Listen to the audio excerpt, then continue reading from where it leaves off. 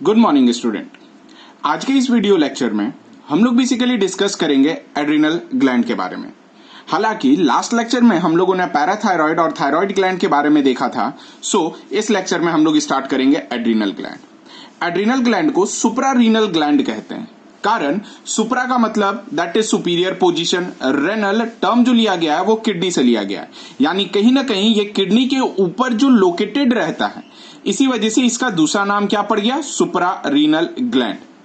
अब याद रखिएगा ये दोनों किडनी के हेड पे प्रेजेंट होता है। यहां पर कुछ बुक्स मिस्टेक करते हैं, वो सिर्फ किसी एक किडनी में ही बेसिकली क्या करते हैं, एड्रिनल ग्लैंड के बारे में डिस्प्ले करते हैं।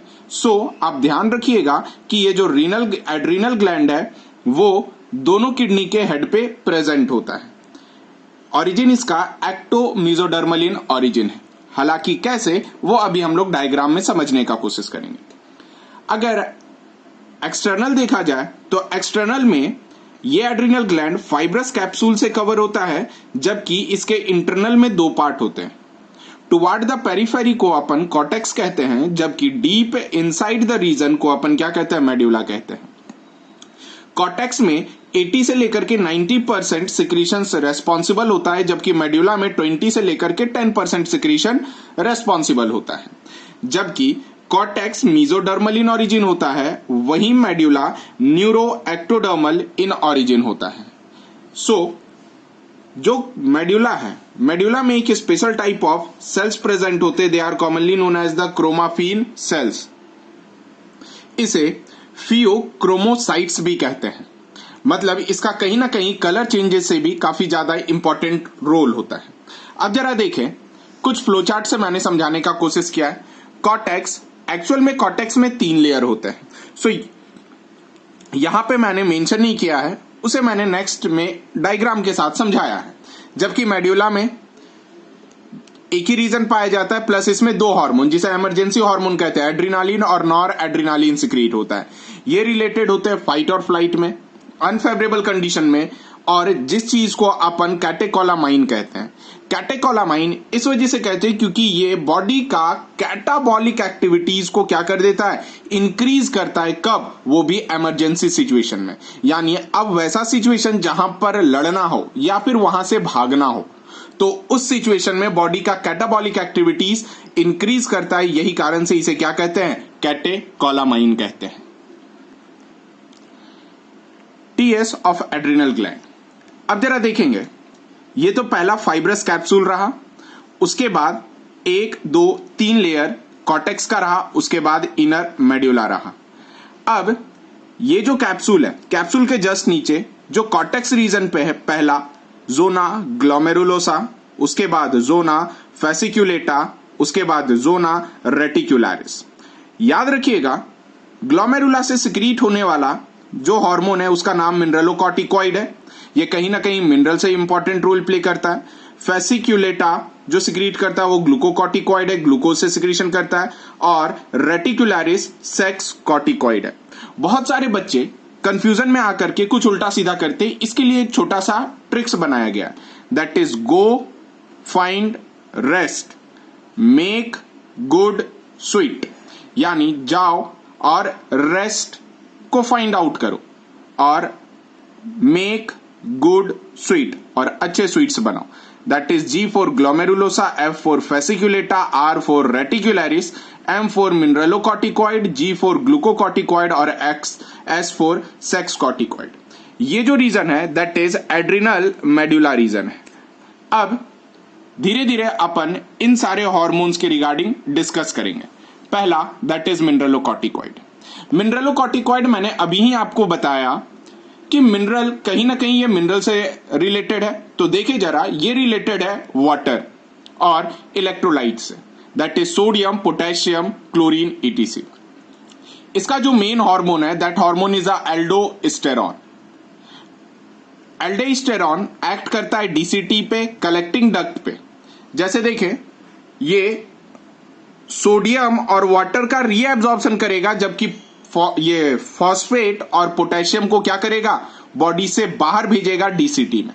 और ये एल्डोस्टेरॉन सोडियम पोटेशियम पंप को भी एक्टिवेट करता है, जिस वजह से सोडियम और वाटर अंदर आता है और पोटेशियम डीसीटी से होकर के बॉडी से बाहर निकल जाता है। याद रखिएगा, इस प्रोसेस के वजह से बॉडी में मेंटेन करता है इलेक्ट्रोलाइट और फ्लूइड के लेवल को। आप जानते हो वाटर एक इंपॉर्टेंट फ्लूइड रेशियो है। ऑस्मोटिक प्रेशर ब्लड का मेंटेन करता है और ब्लड प्रेशर मेंटेन और रेगुलेट करवाने में मदद करता है। मान ले कभी एल्डोस्टेरॉन का हाइपोसिक्रीशन हो गया किसी भी केस में, तब उस समय क्या होगा, बॉडी से सोडियम डिक्रीज होना शुरू होगा, क्लोरीन डिक्रीज होगा और H2O डिक्रीज होगा और यूरिन में इंक्रीज हो जाएगा, जिस वजह से पोटेशियम बॉडी में इंक्रीज होना शुरू होगा और अल्टीमेटली सोडियम के लॉस होने के वजह से बॉडी में BP that is the blood pressure decrease होगा, जिसे हाइपोटेंशन कहते हैं। और जैसे ही ब्लड प्रेशर डिक्रीज हुआ, नॉजिया फिर से प्लस बहुत सारे ब्रेन सर्कुलेशन इस टाइप के इवेंट ऑब्जर्व होने लगते हैं और वो पेशेंट ऑटोमेटिक चक्कर खा करके गिर जाता है। नेक्स्ट आता है second, that is the glucocorticoid. Glucocorticoid इसका सिक्रीशन जो कंट्रोल होता है वो ACTH से होता है। ACTH का फुल फॉर्म आपको पता है। मेंटेन क्या करता है, और मेन हार्मोन इसका जो है वो कॉर्टिसोल है। ये कॉर्टिसोल को अपन लाइफ सेविंग हार्मोन कहते हैं। अभी जब इसके इफेक्ट को देखेंगे तब हम लोग डिस्कस करेंगे कि आखिर इसे लाइफ सेविंग हार्मोन ही क्यों कहते हैं। इसका मेटाबॉलिक इफेक्ट पहला तो कार्बोहाइड्रेट मेटाबॉलिज्म पे होता है, जिसमें ग्लाइकोनियोजेनेसिस होता है, मतलब ग्लूकोज का फॉर्मेशन होगा, जिस वजह से शुगर इंक्रीज हो जाता है ब्लड में, जिसे हाइपरग्लाइसेमिक हार्मोन भी कहें। दूसरा, फैट मेटाबॉलिज्म में लाइपोलाइसिस यानी फैट्स का ब्रेकडाउन इंक्रीज कर देता है। प्रोटीन मेटाबॉलिज्म में स्टिमुलेट करता है प्रोटियोलाइसिस और डिक्रीज करता है cellular uptake and utilization of amino acid. अगर यूटिलाइजेशन एमिनो एसिड का डिक्रीज हो जाएगा तो प्रोटीन का फॉर्मेशन नहीं कर पाएगा। याद रखिएगा, ये एंटी इंफ्लामेटरी होता है प्लस इम्यूनोसप्रेसिव होता है। इम्यूनोसप्रेसिव का मतलब ये हमारे इम्यून सिस्टम को सप्रेस करता है। जैसे कि आप जानते हो हमारे बॉडी में एंटीजन एंटीबॉडीज प्रेजेंट होता है, और जब भी अपन कोई भी ऑर्गन ट्रांसप्लांट करते हैं और उसे डोनर से लेते हैं तो जो डोनर का एंटीबॉडीज होता है वो हमारे बॉडी के एंटीबॉडीज से फाइट करता है, जिस वजह से ऑर्गन रिजेक्शन होने के चांसेस ऑर्गन ट्रांसप्लांट में बढ़ जाते हैं। सो हम लोग ग्लूकोकॉर्टिकॉइड दे करके अपने इम्यून सिस्टम को सप्रेस करते हैं ताकि ऑर्गन ट्रांसप्लांट को सक्सेस किया जा सके। मेंटेन करता है cardiovascular system plus kidney functions को, और स्टिमुलेट करता है आरबीसी के प्रोडक्शंस को। Next, that is sex corticoid. Sex corticoid को अपन सेक्स हार्मोन भी कहते हैं और गोनाडोकॉर्टिकॉइड्स भी कहते हैं। याद रखिएगा, ये सिक्रीट होता है काफी स्मॉल अमाउंट में। हालांकि मेल हार्मोन को एंड्रोजन कहते हैं, वही फीमेल हार्मोन को ईस्ट्रोजन कहते हैं। ये दोनों सेक्स हार्मोन है और साथ साथ गोनाड से भी सिक्रीट होता है। याद रखिएगा, ये स्टिमुलेट करेगा मसल्स, एक्सटर्नल जेनिटेलिया और सेक्सुअल बिहेवियर्स को, जबकि male hormone secreted by adrenal gland वो भी मेनली जो होता है that is dihydroxy epi androsterone that is DHEA, जबकि सेक्स हार्मोन जब भी स्टिमुलेट होता है वो हमेशा लेस क्वांटिटी में स्टिमुलेट होता है और इसका स्टिमुलेशन होता है that is sex corticoid. Next, अब हम लोग डिस्कस करेंगे that is adrenal medulla. Adrenal medulla, जैसा कि हम लोगों ने बताया कि ये न्यूरो एक्टोडर्म है, कब, एम्ब्रियो टाइम पे। अब जरा देखिएगा, एड्रिनल मेडुला में लार्ज अमाउंट में ग्रैन्युलर सेल्स प्रेजेंट होते हैं। यही ग्रैन्युलर सेल्स एक्चुअल में मॉडिफिकेशन होते हैं सिंपैथेटिक नर्वस सिस्टम के, यानी जो सिंपैथेटिक नर्वस सिस्टम के न्यूरॉन्स हैं वो आगे चल करके ग्रैन्युलर सेल्स में कन्वर्ट हो जाते हैं, और इसी ग्रैन्युलर सेल्स का नाम अपन क्या देते हैं, क्रोमाफिन सेल्स देते हैं, जिसे अपन फियोक्रोमोसाइट्स कहते हैं। और याद रखिएगा, जो क्रोमाफिन सेल्स होते हैं आपस में कनेक्टेड होते हैं प्री गैंग्लियोनिक मोटर फाइबर से और discuss together as the sympathetico adrenal system. कारण ये तो adrenal part of adrenal gland से है और साथ साथ ये मॉडिफिकेशन किसका है? सिंपैथेटिक नर्वस सिस्टम का। इसी वजह से इसका नाम क्या पड़ता है? सिंपैथेटिको एड्रिनल सिस्टम। नेक्स्ट, अब देखिए ये दो हार्मोन सिक्रीट करता है। पहला हार्मोन का नाम होता है एड्रिनालिन, दूसरा हार्मोन का नाम होता है नॉर एड्रिनालिन। अभी बताया गया था कि ये दोनों को कैटेकोलामाइंस कहते हैं क्योंकि ये स्टिमुलेट करता है ग्लाइकोजन के ब्रेकडाउन से, जिस वजह से ब्लड में शुगर इंक्रीज होगा और ये फिर से स्टिमुलेट क्या करेगा? लिपिड्स और प्रोटीन के ब्रेकडाउन को। नेक्स्ट, दैट इज एड्रिनालिन और एपिनेफ्रिन। ये इमरजेंसी हार्मोन के नाम से जाना जाता है। तकरीबन 80% of total hormone medulla reason का एड्रिनालिन होता है। और ये कब होता है? ये उस समय जब कोई भी ऐसा इमरजेंसी सिचुएशन जिसे हम अवॉइड नहीं कर सकते, ये सिक्रीशन उस समय होता है। इसके वजह से हमारा अलर्टनेस इंक्रीज होता है, प्यूपिलरी डायलेशन इंक्रीज होता है, स्वेटिंग इंक्रीज होता है, हार्ट बीट इंक्रीज होता है, ब्रीदिंग रेट इंक्रीज हो जाता है। और ब्रीदिंग रेट इंक्रीज होने के वजह से ट्रैकिया और ब्रोंक्यूल्स मसल्स में भी कोई इंपॉर्टेंट फैक्टर से नहीं रोल प्ले कर पाता है और उसको ब्रीदिंग फास्ट करने के लिए उसके मसल्स को कंट्रोल रखता है। सो यही कारण है कि एड्रिनालिन अस्थमा को क्योर करने में हेल्प करता है, जबकि ब्लड वेसल्स को कंस्ट्रिक्ट करता है, वो भी स्किन में, दैट इज वसोकंस्ट्रिक्शंस। और ध्यान रखिएगा यहां पर जहां पे मैं ब्लड वेसल्स कंस्ट्रिक्शन या फिर रिलैक्सेशन बताऊंगा वहां पर लोकेशन जरूर मेंशन करूंगा। सो ये आपको याद रखना काफी इंपॉर्टेंट है, वरना आप बहुत ही कंफ्यूजन में जाओगे क्योंकि मैं वसोकंस्ट्रिक्शंस स्किन के रेस्पेक्ट में समझाऊंगा और दूसरे के रेस्पेक्ट में कुछ और बोलूंगा, आप उस जगह पे कंफ्यूज हो जाओगे। सो ये लाइन को अच्छे तरीके से समझिएगा। ये ब्लड वेसल्स को कंस्ट्रिक्ट करेगा, वो भी किसका ब्लड वेसल्स? स्किन का ब्लड वेसल्स को। स्टिमुलेट करेगा ग्लाइकोजन के ब्रेकडाउन को। कॉन्ट्रैक्शंस इन स्प्लीन, आप जानते हो स्प्लीन ग्रेवयार्ड होता है प्लस स्टोर हाउस होता है न्यूली फॉर्म्ड आरबीसी का। जब स्प्लीन के अंदर कॉन्ट्रैक्शन होगा तब क्या होगा कि जो भी आरबीसी प्रेजेंट होगा स्प्लीन में वो सीधे ब्लड स्ट्रीम में एंटर करेगा, यानी नंबर ऑफ आरबीसी हमारा इंक्रीज करेगा।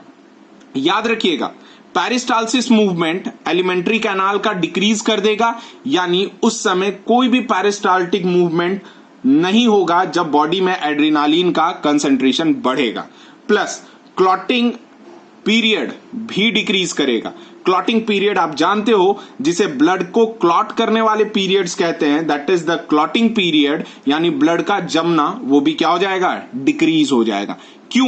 क्योंकि हमारा हार्ट बीट इंक्रीज हो चुका है तो कहीं ना कहीं अपना ब्लड प्रेशर इंक्रीज होगा। So formations of fibres take place नहीं होगा और अल्टीमेटली क्लॉटिंग पीरियड क्या हो जाएगा? डिक्रीज हो जाएगा। Next one that is nor adrenaline, जिसे नॉर एपिनेफ्रिन भी कहते हैं। ये 20% होता है टोटल हार्मोन का और ये वेसोकंस्ट्रिक्टर के जैसा काम करता है, यानी वेसल्स को कंस्ट्रिक्ट करता है। जब वेसल्स कंस्ट्रिक्ट होगा तो ब्लड प्रेशर नेचुरली क्या हो जाएगा? इंक्रीज होगा। इसमें भी एक फैक्ट है कि ये कॉरोनरी आर्टरीज हार्ट का, यानी वैसे आर्टरीज जो हार्ट के मसल्स को ऑक्सीजनेटेड ब्लड देते हैं, वो क्या करेगा? उसे कंस्ट्रिक्ट करने में हेल्प नहीं करेगा। दैट इज नॉर एड्रिनालिन और नॉर एपिनेफ्रिन।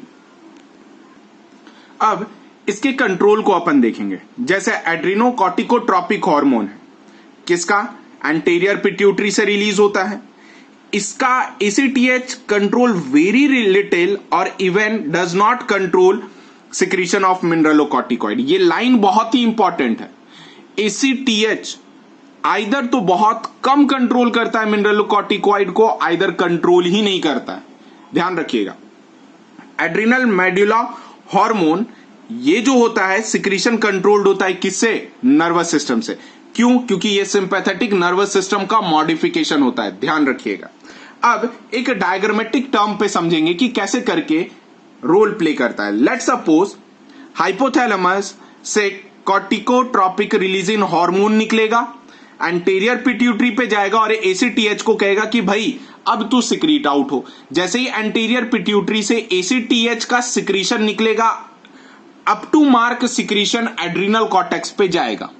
अगर एक्सेस एसीटीएच हो गया तो ये एड्रिनल कॉर्टेक्स निगेटिव इंपल्स भेज करके एंटीरियर पिट्यूटरी से एसीटीएच का सिक्रीशन को कम करवाएगा।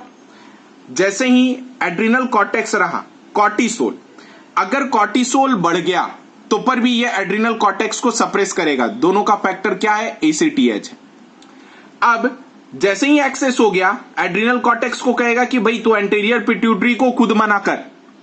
अगर नहीं हो पाया तो कॉर्टिसोल जैसे ही ब्लड में बढ़ गया, वो डायरेक्ट ब्लड स्ट्रीम से होता हुआ एंटीरियर पिट्यूटरी के पास पहुंच गया। आइदर ये क्या हो जाएगा, हाइपोथैलेमस के पास पहुंचेगा और अल्टीमेटली क्या करेगा, हाइपोथैलेमस का सिक्रीशन को रोकेगा और एंटीरियर पिट्यूटरी का सिक्रीशन को रोकेगा।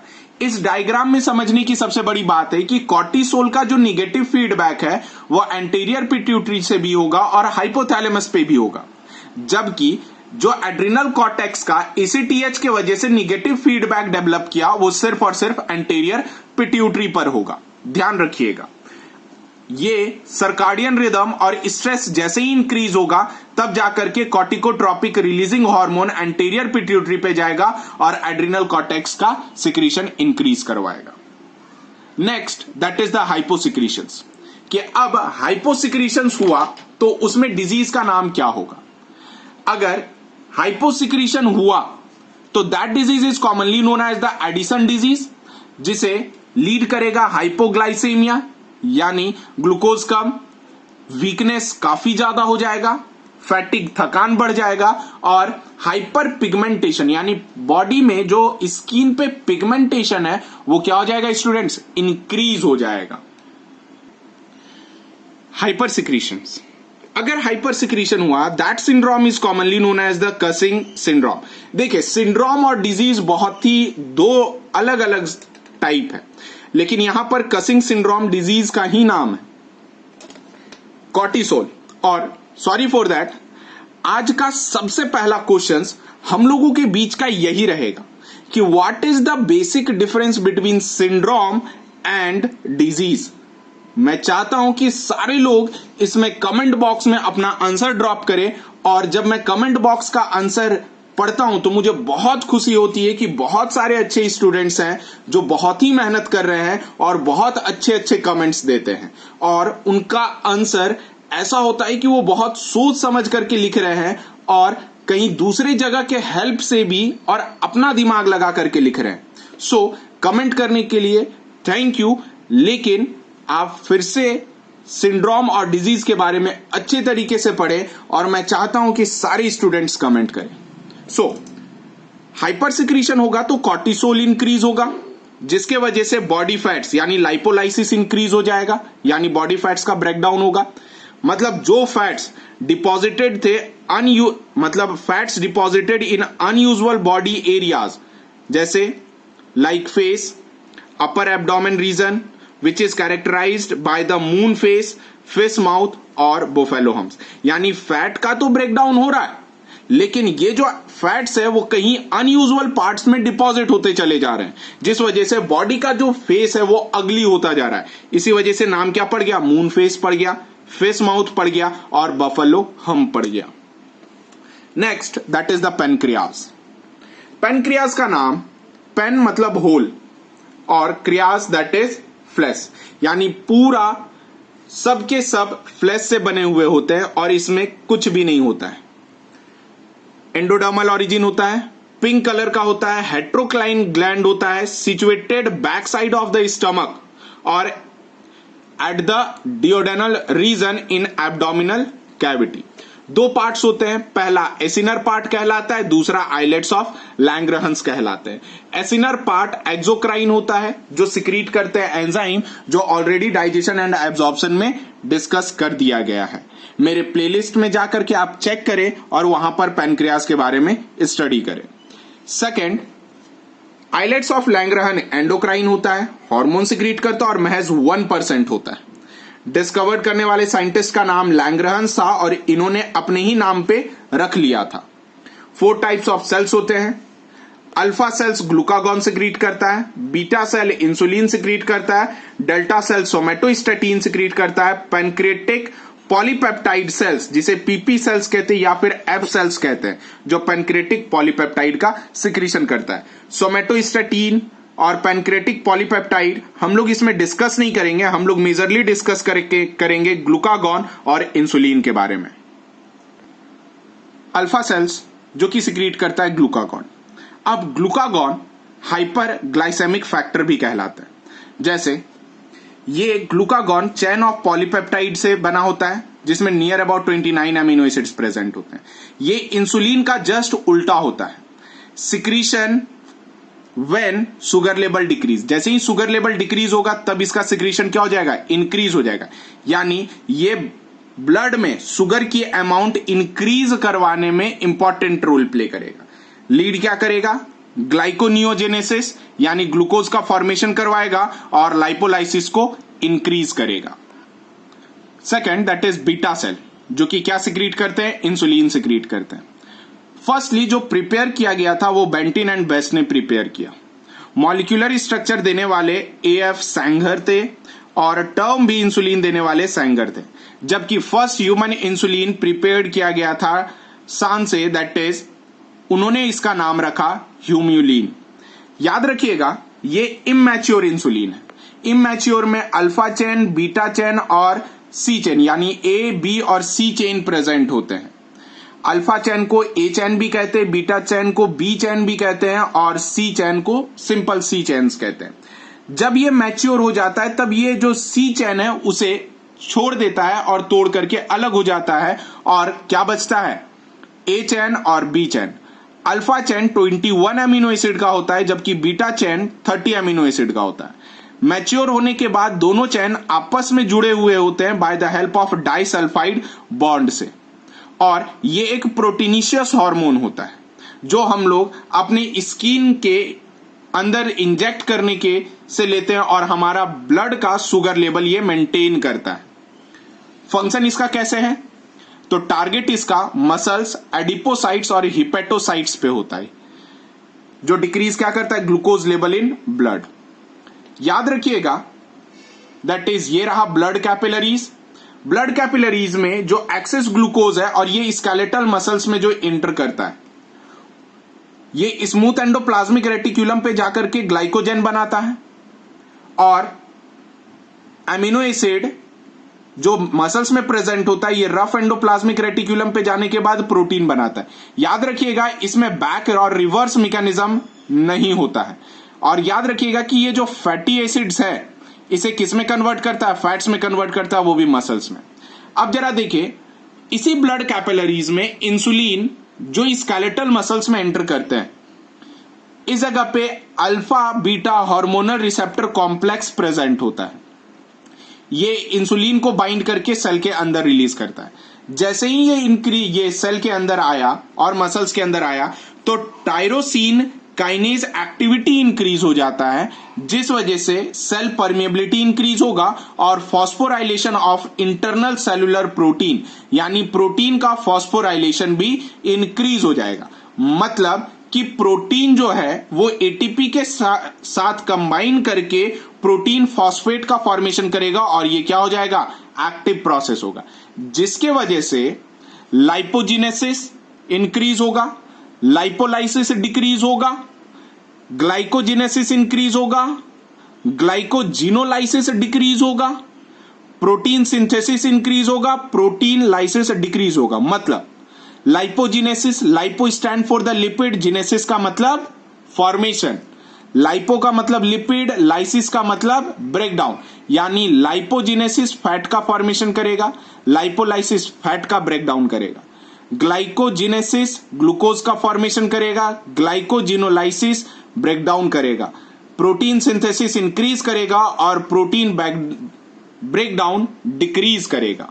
ये जो सारा है ये एक इंसुलिन का एक्टिविटी से बताया जा रहा है।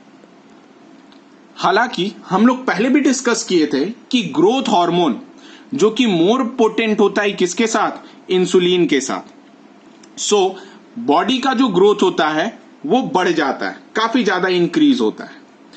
मान लीजिए अगर इंसुलिन का हाइपोसिक्रीशन हो गया यानी सिक्रीशन घट गया, उस चीज को अपन क्या कहेंगे, डायबिटीज मिलेटस। डायबिटीज का मतलब क्या होता है, एक्सेस यूरिन, मिलेटस का मतलब प्रेजेंस ऑफ शुगर। अगर इंसुलिन घटा, शुगर लेवल ब्लड में इंक्रीज हो जाएगा, जिस फैक्टर को अपन हाइपोग्लाइसेमिया कहते हैं। ये क्या लीड करेगा, तो पहला ग्लाइकोसूरिया यानी जो ब्लड यूरिन में जो ग्लूकोज नॉर्मल अमाउंट पे थे वो बढ़ जाते हैं, दैट इज 180 मिलीग्राम पर डेसीलीटर इन ब्लड।